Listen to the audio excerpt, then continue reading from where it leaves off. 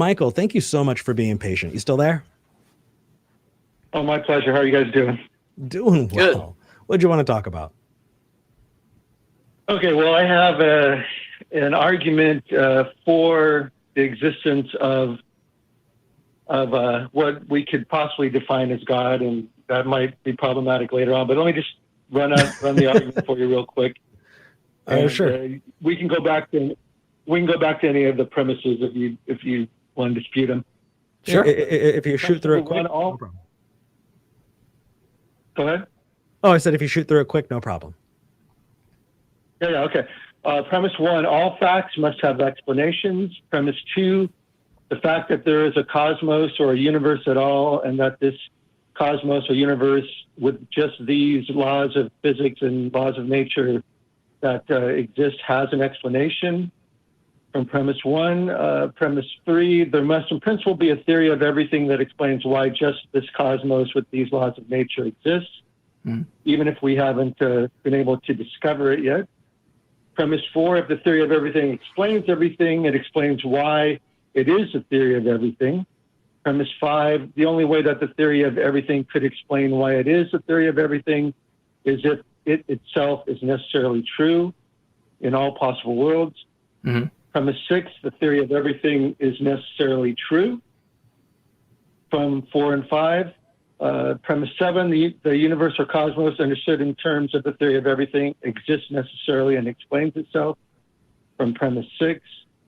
And it's a lot of premises, man. Premise number 8. Yeah, sorry.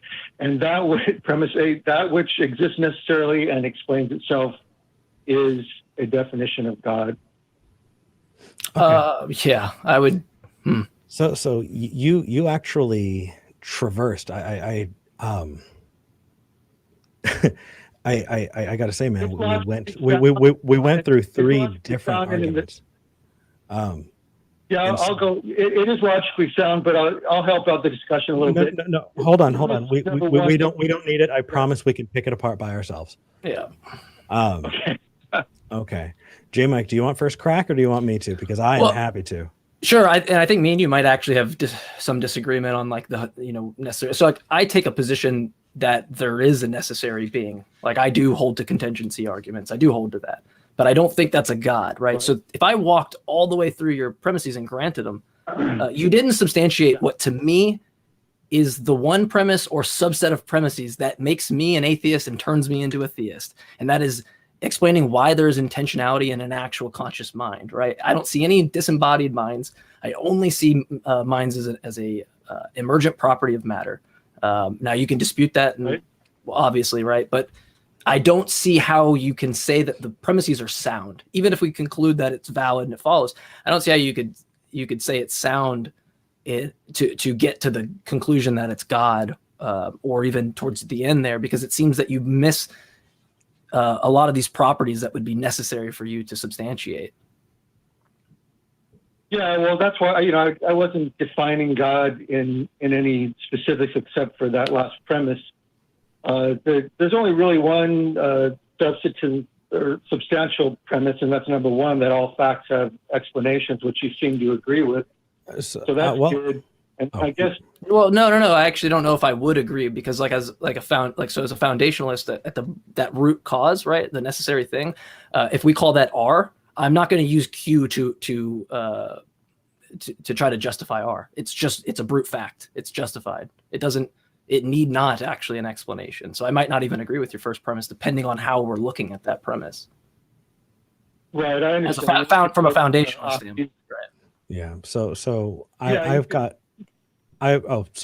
So you're talking to 2 people at once, and we all have different opinions, and so it's going to be a little bit messy. So Michael, I knew we had different opinions on this, Eric. Yeah. Well, so I don't think a reductio ad absurdum is necessarily a good place to start or stop. So okay, let's say there's an explanation for everything. What's the explanation for that? It just goes back. Well, the theory of everything is the explanation for that. I mean, we could get into whether or not the PSR is valid, and okay.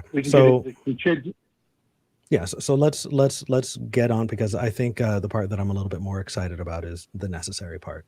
JMike, I'm sure you knew that I was going to go there because I've just been so excited thinking about Yeah, modal ontology. sure. Yeah. So you said that Can we- if there's an explanation for everything, that explanation is necessarily true everywhere, right? Right. We'll call it the theory of everything. Okay, so If you I'm going to want. use language that is very, very particular in modal ontology so that we can determine whether or not that's true, right? So Right. let's take a look at. Let me ask you a question. Is there a possible world, right? And when I say possible world, I'm not saying that we are in the multiverse or anything like that, but just to simply help us conceive of a thing. Is there a possible world where pigs fly? There is a possible world. Sure, you could conceive that. I mean, if we're going to use modal logic, yeah, I would agree with that. Perfect. So would I you? mean, they may not be pigs as we can see them on Earth, or the laws of gravity may be different. I mean, we could, Well, and this argument actually, isn't based actually, on- Michael, it's hold on. not You based on you modal just logic. Go ahead. Michael, you just touched on it, and I don't want to get too far, because if we get too far outside, we lose everybody listening. So I want to walk Sure. through this, okay? So Yeah. we can conceive of a possible world where pigs fly. I imagine that in that possible world, the laws of nature are different, right? Okay. Okay, Yeah. it's not impossible. You can imagine maybe the laws of nature being different in that world. So when Right. you're plotting this out, it goes W0, R, W1. That R is accessibility. So can we access that universe? We cannot access that universe because when we're specifically talking about the laws of nature in the pigs flying argument, then Okay. that is entirely different. So when you talk about a theory of everything, that theory of everything could be true here, but it won't include the theory of everything where the pigs fly. And those two theories are different. And because they're different, it is not necessary. In fact, it is entirely dependent upon, and for me to use the correct terminology, it's possible, but it's not necessary. Yeah, well, yeah, we could. I mean, if we grab premise one, then the theory of everything does kind of logically entail from that. I'm not using modal logic for this argument. I did say true in all possible worlds, but yeah, when you say true in all possible worlds, you're gonna utilizing accept- modal logic. yeah. Well, let's just erase that then, because we're cool. We're kicking premises out. I like that, JMike. We're actually in the process of building this together. Okay, so yeah, we're not getting rid of the premise that it's necessarily true.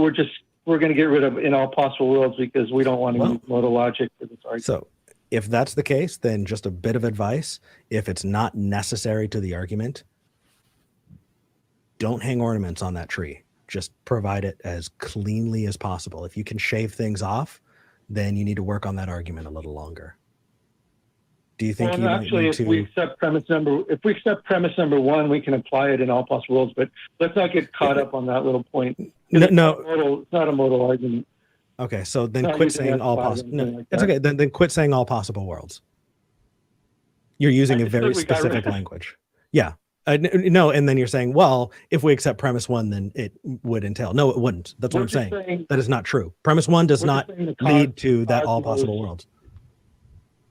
The cosmos and multiverse. I don't believe in the multiverse. We're just using semantics so that we can get through talking about this as a subject. Okay, so we erased all possible worlds. So let's take that out of the equation. Okay, so let's get back to, if we accept premise number one, do you then accept that there is a theory of everything that would explain why this cosmos exists? Even if we haven't discovered it yet? So two things. Number one, I'm not convinced that there's a theory of everything. Things might be different, things might change, or things might have absolutely no reason at all. I don't know. And so for me to do that, I think that I would be jumping past my comfortability point because I think I'd be talking out of my butt. So I don't want to do that.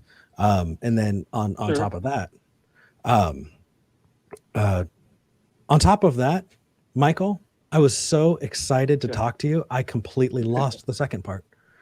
So JMike, is there anything you wanted to add? Okay. Well, yeah. Well, I'll let Rick or Michael really finish real fast. I'll kind of like summarize it. You can reject premise one, which it sounds like Eric you were doing, where JMac I think didn't necessarily reject that. All facts must have explanation.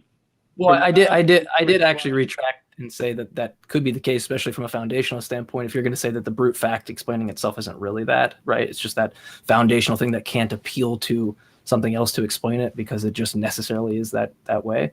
Now that would depend on how you look at that. But if he rejects premise one, then nothing else is going to follow. Yeah, but exactly. I mean, that was my point. So, I mean, let's just say that everything does have an explanation. Sure, why not? We can. I mean, and so then we'll jump down. We'll forget all the other premises because they do logically follow. And then I think we might disagree on premise number 8, which exists necessarily and explains itself as God. I think that might be the other one that you might differ with. No worries. So you just summed up the cosmological argument for the existence of God. No, actually not. No? No. I'm pretty sure that's the cosmological argument. I could be wrong. I'm pretty sure it's cosmological.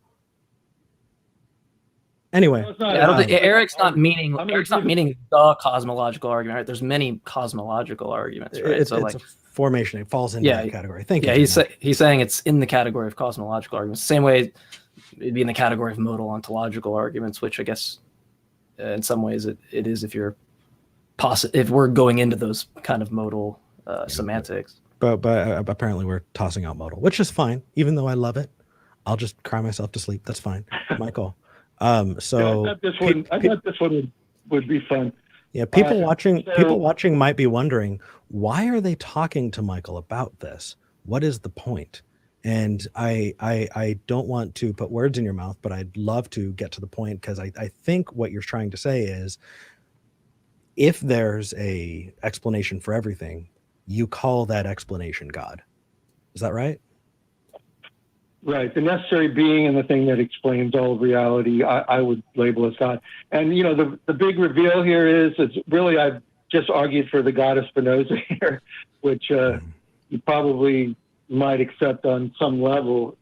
Well, no, I'm not even I'm going to say that, like, when we say the word necessary being, I'm not referring, and I think you would know this too, I'm not referring to an actual agent or thing necessarily, but my thing is that I do walk down that path of these contingency arguments where you get to this necessary thing.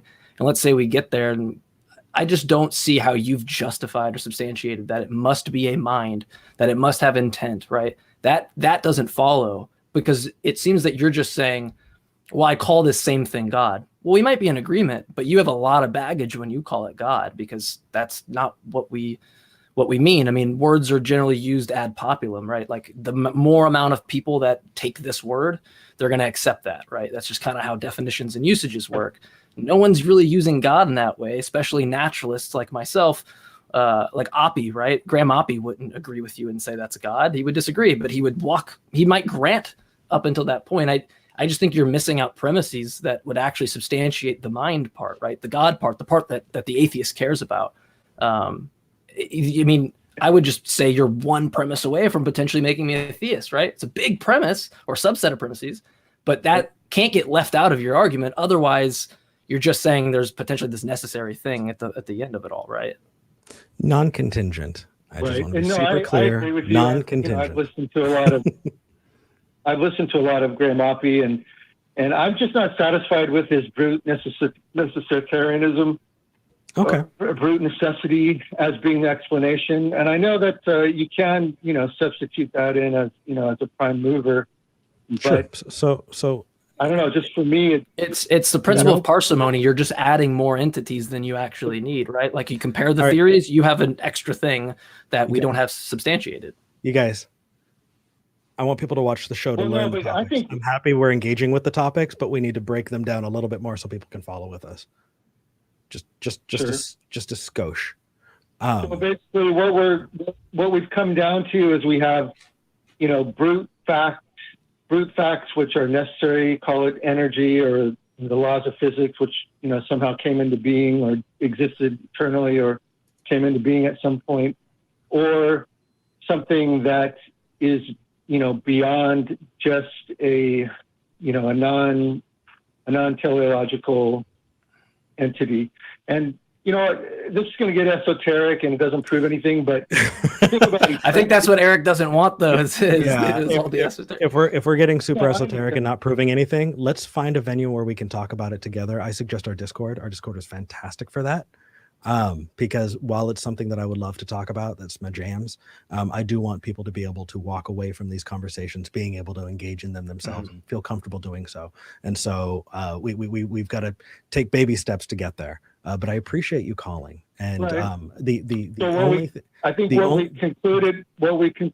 we concluded from all of this is that either we can just take brute facts coming into existence on their own for whatever reason, and then somehow forming into laws of physics, or we can posit, something more, and maybe we want to call that God rather than just, the laws of physics or whatever. I mean, you could do that, but then you get into the semantics, and to break down what I'm saying a lot easier is just to say, we both have these theories, right? I walk the line with you for naturalism. You walk the line. You add an extra entity. That's the problem. Like when we compare the two, you have something extra inside your theory versus mine that you haven't substantiated. Mine is simpler. It's called the principle of parsimony. So it's just that theory wins.